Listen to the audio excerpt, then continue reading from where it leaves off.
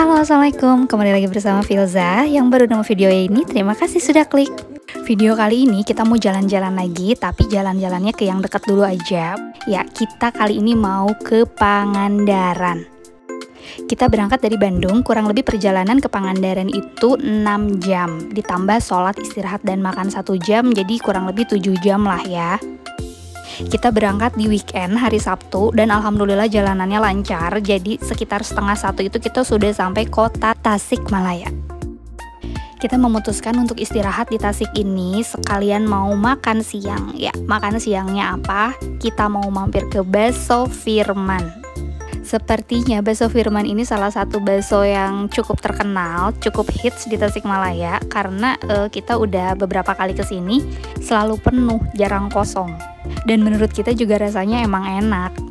Ini dia penampakan baksonya. Mie-nya tuh gede-gede gitu ya, kayak kue tiaw. Dan ini bakso uratnya mantep banget, bikin ketagihan. Setelah cukup istirahat dan perut sudah kenyang, kita melanjutkan perjalanan. Ini posisi di Ciamis, tersisa 2,5 jam lagi buat sampai ke Pangandaran.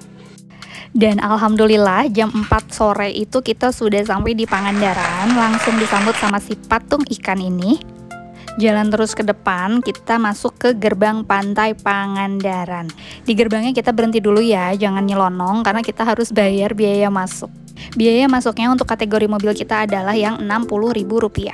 Kalau pakai motor atau bis itu beda lagi ya harganya, sesuai dengan harga yang tertera di papan. Nah, biasanya kalau kita ke Pangandaran itu identiknya dengan hotel-hotel yang ada di pantai barat atau pantai timur. Kali ini kita mau coba salah satu villa yang baru aja dibuka, dan katanya sih ini adalah villa pertama di Pangandaran ya. Lokasi villanya ini ada di belakang Grand Pangandaran. Nah, biasanya kan kalau ke pantai barat dan pantai timur dari gerbang itu kita belok kiri. Nah, kalau ini kita belok kanan.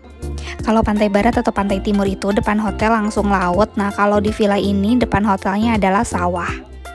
Kita sudah sampai di villanya. Nama villanya The Allure Villas Managed by Sahid. Mohon maaf ya kalau ada salah pengucapan, ya beginilah lidahku, lidah Sunda. Ini kita sudah sampai di area drop off. Dan agak surprise sih, karena biasanya kalau kita turun di area drop off hotel itu ada yang menyambut atau ada yang membantu gitu ya. Kalau ini enggak, kosong melompong, nggak ada orang. Setelah kita turunin barang, kita juga parkirnya parkir sendiri. Dan ini area parkirnya ada di samping area drop off ya. Yuk kita masuk ke area lobbynya. Ini karena villa baru, jadi kayaknya masih sepi juga ya. Dan sekarang kita mau check-in dulu. Check-in itu dimulai dari jam 2, dan alhamdulillah proses check-innya cepat. Tapi pas kita ke sana jam 2 itu kamarnya belum siap. Jadi kita diminta untuk nunggu sekitar sampai setengah 3-an lah. Disediakan juga welcome drink ya, tapi lagi-lagi kita ambil sendiri. Sambil nunggu kamarnya siap, ya udah kita jalan-jalan dan lihat-lihat aja dulu ya. Area lobbynya ini nyaman banget sih buat dipakai nunggu, buat duduk-duduk santai gitu. Dan kesan pertama yang aku dapat dari lobby villa ini adalah gak berasa lagi ada di Pangandaran. Desainnya tuh jadi kayak modern, minimalis, tapi estetik gitu. Nanti kita lihat lebih jauh lagi ke dalamnya kayak apa ya.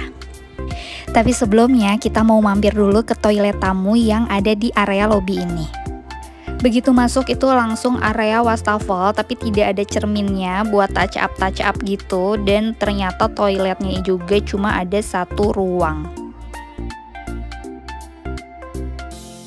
Habis dari toilet kita lanjut lagi, dan di sini disambut dengan bangunan yang sangat menyita perhatian. Ke sebelah kirinya itu ada kamar-kamar, dan ada sebagian juga kamarnya yang belum selesai. Dan bangunan putih ini adalah area restonya. Ke sebelah kanan itu kita bisa lihat ada kamar-kamar juga. Ini tuh villa yang 2 atau 3 kamar tidur gitu kalau nggak salah. Dan di area ini ada kolam renang anak. Kolam renang anaknya gede sih ini, bisa puas main air. Lanjut kita mau lihat yang ke sebelah kiri. Di sini juga masih area kamar-kamar tidurnya. Dan di sini ada area untuk kayak api unggun mungkin ya. Lanjut lagi kita ke depan, di sini ada kolam dewasa.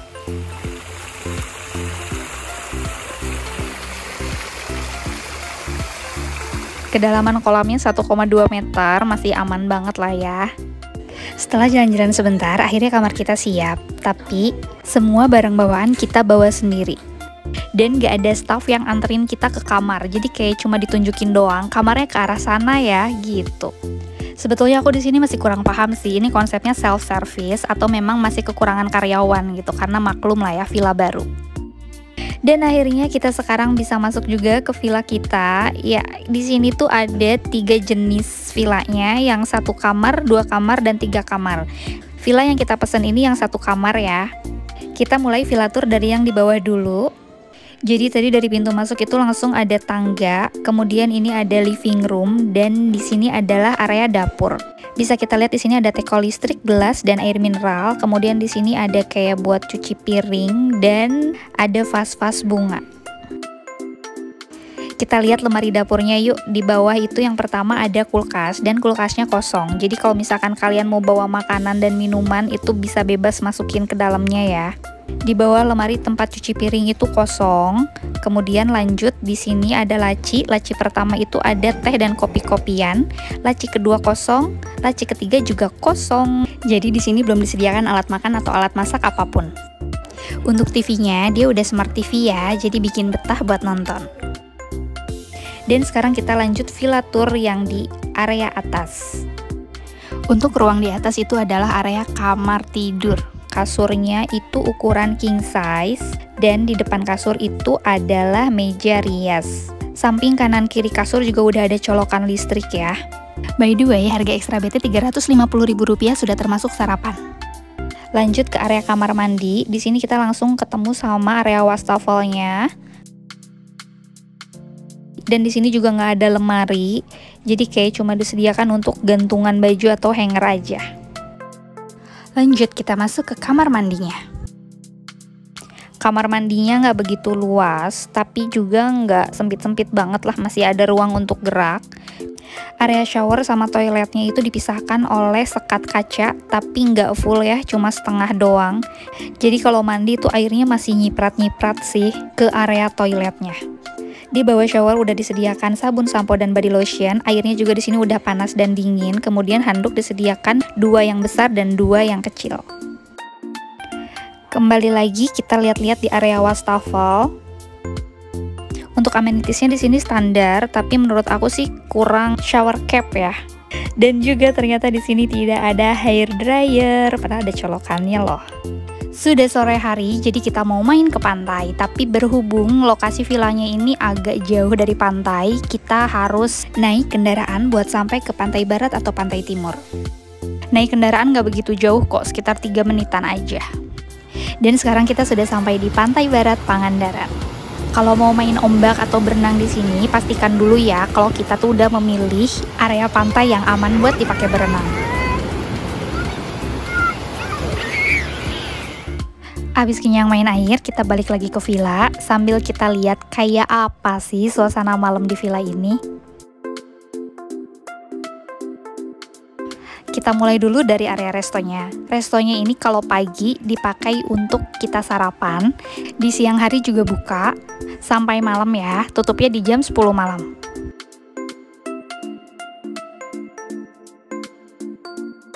Pas kita nginep di sana tuh ini lagi ada acara nobar gitu loh di pinggir kolam, seru ya. Kolam renangnya juga bisa dipakai sampai malam ya. Untuk jamnya, aku tanya sama staf di sana sih mereka kurang paham ini kolam tutup jam berapa. Tapi nggak usah khawatir kedinginan karena ini area pantai jadi anget ya. Penerangan di area luar villanya ini cukup oke. Sekarang kita lihat penerangan di dalam villanya. Menurut aku ini di dalam villanya juga penerangannya cukup. Nggak yang terang-terang banget tapi nggak redup juga. Jadi nggak ada kesan serem sama sekali. Sampai ke area kamar mandi juga penerangannya oke.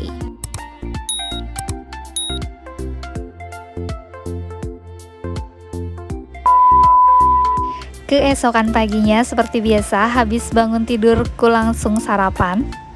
Masuk ke area resto, kita langsung disambut oleh petugasnya untuk menanyakan nomor kamar. Suasana sarapannya alhamdulillah nggak terlalu penuh, nggak terlalu hektik. Jadi masih leluasa ya kalau mau pilih-pilih meja. Kita keliling yuk, lihat ada apa aja makanannya. Yang pertama dimulai dengan nasi kuning dan lauk pauknya. Kemudian ada bubur kacang hijau, bubur ketan, dan soto. Lanjut lagi, di sini ada mineral water, jus, teh, kopi, dan teman-temannya. Kemudian ada salad dan buah-buahan. Di sampingnya lagi ini ada roti-rotian, donat. Kemudian ada puding, ada waffle juga. Di sebelahnya lagi ini adalah area sereal. Kemudian ada makanan berat kayak nasi goreng, lauk pauk dan sayur-sayurannya.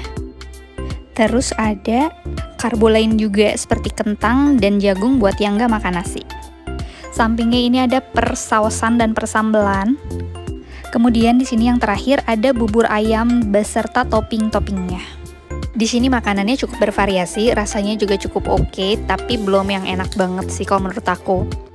Untuk sarapan anak sampai dengan usia 5 tahun itu masih gratis, di atas 5 tahun bayar Rp75.000. Sedangkan kalau untuk dewasa kalau ada tambahan sarapan itu Rp150.000. Di pintu keluar restoran, aku menemukan ada kursi roda dan payung. Ini fasilitasnya udah cukup lengkap. Perut udah keisi dan udah diturunin sebentar makanannya, kita lanjut berenang. Kita berenang di kolam anak, kedalamannya setengah meter, insya Allah aman, tapi tetap ya yang namanya anak-anak harus diawasin. Ada perosotannya juga, ini perosotannya gemes banget sih, anak aku suka. Terus ini di sebelah kolam renangnya ada area pancuran, tapi tidak untuk dipakai mandi ya. Di dekat kolam anak ini ada aturan kolam renangnya. Aturannya standar sih, kayak jadi di sini tuh anak-anak harus tetap diawasin, terus harus pakai baju renang dan lain-lain. Oh iya, sekedar informasi, kita nginep di villa ini awal Juni 2022 dan masih bertebaran para tukang gitu. Jadi kayak masih dalam proses pembangunan. Jadi villanya tuh masih proses finishing, belum jadi 100%. Seperti biasa, kita mau spill harga. Ini sebagai gambaran aja ya, contohnya ini aku ngambil di weekday, villa 1 kamar tidur, harga tanpa sarapan 800 dengan sarapan 1,2. Kalau weekend ini bisa sampai 1,5an. Kemarin aku dapat harga 1 jutaan, dikurangi diskon menjadi 900. Sebetulnya sih kalau ngomongin harga nggak tentu ya, tergantung lagi rame atau sepi. Jadi survei harga aja dulu sebelum pergi. Sekian video aku kali ini, boleh dibantu subscribe-nya yuk. Terima kasih sudah menonton. Assalamualaikum.